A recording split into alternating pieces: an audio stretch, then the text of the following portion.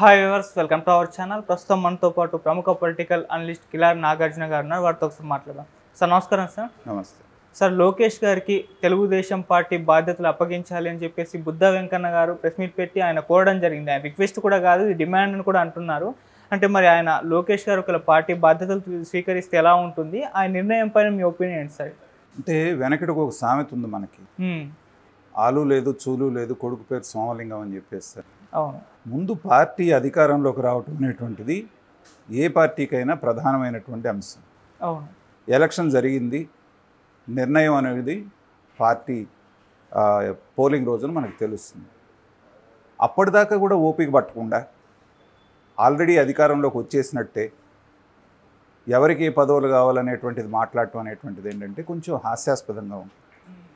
ప్రజాస్వామ్యంలో ఎలా ఉంటుందంటే ఇలా జరగవచ్చు అనేటువంటిది మనకు తెలుస్తుందే కానీ ఇలాగే జరుగుతుందని ఏ సెఫాలజిస్ట్ కానీ ఎంత రాజకీయ నాయకుడు చెప్పలేరు. పెట్టెలు ఓపెన్ చేసే వరకు ఏం జరుగుతుందని ఎవరు చెప్పరు. అవును. అనవసరమైనటువంటి చర్చని పార్టీలో తీసుకురావటం తప్పితే వేరొకటి కాదు అనేటువంటిది నా ఉద్దేశం. ఇదే బుద్ధా వెంకన్న గారి మూలాన విజయవాడ తెలుగుదేశం కార్యకర్తల్లో కానీ లేకపోతే నాయకుల్లో కానీ అనేక రకమైనటువంటి పొరపొచ్చాలు వచ్చినటువంటి సందర్భం మనం చూసాం. ఎందుకంటే మాట్లాడే మాట మీద కంట్రోల్ లేకపోవటం. అధినాయకుడు అనేటువంటి వాడు భారతదేశంలోనే అనుభవజ్ఞులైనటువంటి టాప్ 5 లీడర్స్లో ఉన్నటువంటి ఒక లీడరు మీ పార్టీకి అధినేతగా ఉన్నాడు. ఇవాళ మీరందరూ కాడిబారేసి కూర్చుంటే కేవలం ఆయన రెక్కల కష్టంతో ఆ వయసులో ఏ నాయకుడు తిరగనంతగా తిరిగి ఎన్ని సభలు పెట్టాడు, ఎన్ని సభలు మాట్లాడు, ఆయన రెక్కల కష్టంతో ఇవాళ అధికారంలోకి రాబోతున్నారని మీకు వాసన తగిలితే వచ్చిన తర్వాత మాట్లాడుకోవాల్సిన మాటలు ఇప్పుడు ప్రెస్ మీట్ పెట్టి చెప్పాల్సినటువంటి మాటలు ఇవన్నీ. ఈ మాట్లాడేటప్పుడు లోకేష్ అంటే కొంచెం కొరవ ఉన్నోళ్ళు, లేకపోతే ఇప్పుడే లోకేష్కి ఇంకా ఇంతగా మెచ్యూరిటీ రాలేదనో ఇలాంటి అభిప్రాయం ఉన్నవాళ్ళు కొంతమంది ఉండొచ్చు. వాళ్ళు పొరపాటున ఏదన్నా బయటకు వచ్చి ఇంకో ప్రెస్ మీట్ పెట్టి మాట్లాడటం, లేకపోతే ఇంటర్నల్గా డిస్కషన్ మొదలైంది అనుకోండి, ఇదంతా అన్నెసరీ బిగ్ డిస్కషనే కదా. జాతీయ ఛానల్ ఒకటి ఇండియా టుడే వాళ్ళు ఇంటర్వ్యూ చేసినప్పుడు చంద్రబాబు నాయుడు గారిని ఇదే ప్రశ్న వేశారు. ఏమని? లోకేష్ కేవలం పార్టీకి మాత్రమే పరిమితం అవుతాడంట కదా, మంత్రి పదవి లాంటిది ఏమీ తీసుకోకుండా పార్టీ వ్యవహారాలే చూసుకుంటారని కదా అని చెప్పేసి రాజ్దీప్ సర్దేశాయ్ క్వశ్చన్ వేస్తే చంద్రబాబు నాయుడు గారు చక్కటి ఆన్సర్ ఇచ్చారు. ఏమని? Party అనేటువంటిదే supreme. పార్టీ ఏమి నిర్ణయిస్తే, ఎవరిని ఏ రకంగా వాడుకోవాలని పార్టీ నిర్ణయిస్తే దానికి ఎవరైనా సరే బద్దులై ఉండాల్సిందే అని నిష్కర్షగా చెప్పాడు. అంటే దాని మూలన ఆయన ఏం చెప్పినట్టు, మీ ఇష్టాసారంగా మీ ఇష్టమైన లీడర్ ఇది అవ్వాలి అది అవ్వాలి అని మీరు అంటాం కాదు, వాళ్ళని వాళ్ళ సామర్థ్యాన్ని బట్టి ఎలా వాడుకోవాలి అనేటువంటిది పార్టీ నిర్ణయిస్తుంది. మీ డిమాండ్లు ఏంటి? సూచనలు చేయండి. అది కూడా ఇక్కడ ఇంటర్నల్ మీటింగ్స్లో సార్ ఇలా అయితే బాగుంటుంది, మేము డైరెక్ట్గా అన్నీ మీ దగ్గరికి వచ్చి చెప్పుకోలేకపోతున్నాము, సెకండ్ లేయర్ మా దగ్గర ఒకటి ఉంటే లోకేష్ గారితో మాకు బాగుంది కాబట్టి ఈక్వేషను ఆ ఏర్పాటు చేయండి అని మీరు అధిష్టానాన్ని అధినేతను అడగొచ్చు. ఉన్నదానికి లేనిదానికి ముందుకు వచ్చేసి ప్రెస్ వాళ్ళు ఒకళ్ళు దొరికారు కదా, గొట్టాలు దొరికి నేను మీరు వాటి ముందుకు వచ్చి మాట్లాడటం అనేటువంటిది అది విఘ్నత కలిగినటువంటి విషయం కాదు. దాన్ని చంద్రబాబు నాయుడు గారు కూడా ఎంకరేజ్ చేయకూడదు. ఇప్పుడు విజయవాడ రాజకీయం అంతా ఈ బుద్ధా వెంకన్న, కేసినేని నాని, మన ఈ బోండా ఉమా, దేవినేని ఉమా, వీళ్ళందరి మధ్యన ఎన్ని పొరపొచ్చాలు, ఎన్ని రకాలుగా లొక్కలొక్కలుగా పార్టీ ఉందో మనం చూసాం. సరే, ఏదో అధికార పక్షం మీద ఉన్నటువంటి వ్యతిరేకతతోటి ఇవాళ అందరూ ఐక్యంగా పనిచేశారు, ఏదో మంచి రిజల్ట్స్ వస్తాయని తెలుస్తూ ఉంది. రిజల్ట్స్ వచ్చేదాకా కూడా ఓపి పట్టకుండా మీ వ్యక్తిగతమైనటువంటి అభిప్రాయాలు పార్టీ మీద రుద్దాలంటే ఎలాగ? దానికి పైగా డిమాండ్ అనేటువంటి ఇంకొక పేరు. తెలుగుదేశానికి ఉన్నటువంటి ఒక పేరు ఏంటంటే క్రమశిక్షణ కలిగినటువంటి పార్టీ, నాయకులు కానీ కార్యకర్తలు కానీ క్రమశిక్షణగా ఉంటారనేటువంటి ఒక రెప్యుటేషన్ ఉంది. దాన్ని ఇలాంటి నాయకుల మూలాన చెడిపోతుంది. మీ అందరికంటే తెలివైనాడు, మీ అందరికంటే అనుభవజ్ఞుడు అయినటువంటి వాడు, దేశంలోనే ఉన్నటువంటి వాళ్ళల్లో అనుభవం ఉన్నటువంటి లీడర్ మీ అధినాయకుడిగా ఉన్నాడు. సంతోషించండి. ఆయన దూకమంటే దూకండి, కూర్చోమంటే కూర్చోండి, నుంచోమంటే నుంచోండి. అప్పుడే పార్టీ అనేటువంటిది మళ్ళీ అధికారంలోకి వచ్చినా కూడా ప్రజా మన్నన పొందుతుంది. అలా కాకుండా అధికారంలోకి రాబోతుందనగానే మీరందరూ ఎవడు ఇష్టాసానంగా వాళ్ళు మాట్లాడటం మొదలు పెడితే అది మీ పతనానికి దారితీస్తుంది. Lokesh no doubt he is a proven leader. అది పాదయాత్ర మూలాన ప్రూవ్ చేసుకున్నది కాదు.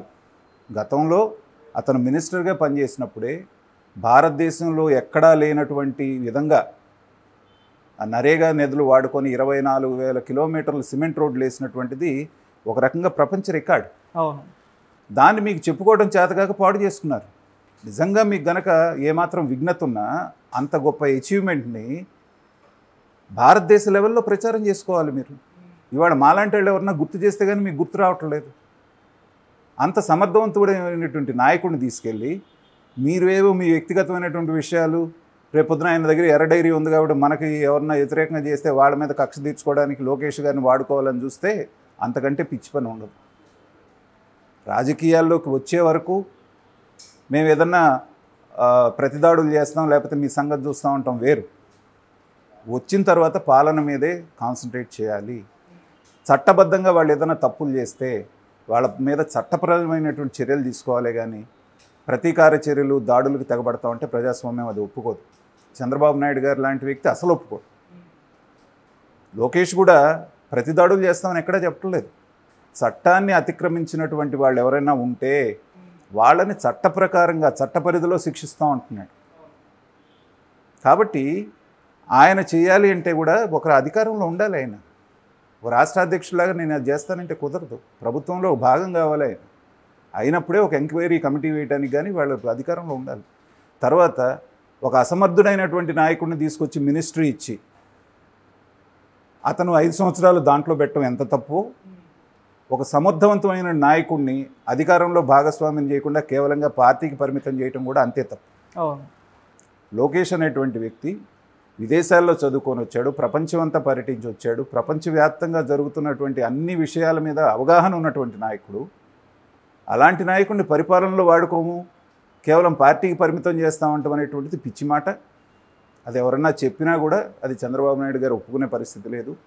ఎందుకంటే సమర్థుడిని సమర్థవంతంగా ఉపయోగించుకోవాలి రాష్ట్ర ప్రయోజనాల కోసం. కాబట్టి అలా జరుగుతుందని భావిస్తున్నాను. సరే, ఇక అధికారంలోకి వచ్చినాక అనేక మంది బయలుదేరుతారు ఇలాంటి డిమాండ్లు చేసుకుంటూ. సో ఏదైనా సరే మనం చేసే డిమాండు పార్టీకి మంచి చేస్తుందా చెడు చేస్తుందా అనేటువంటిది ఆచితూచి మాట్లాడాల్సినటువంటి బాధ్యత ప్రతి కార్యకర్త మీద ఉంది.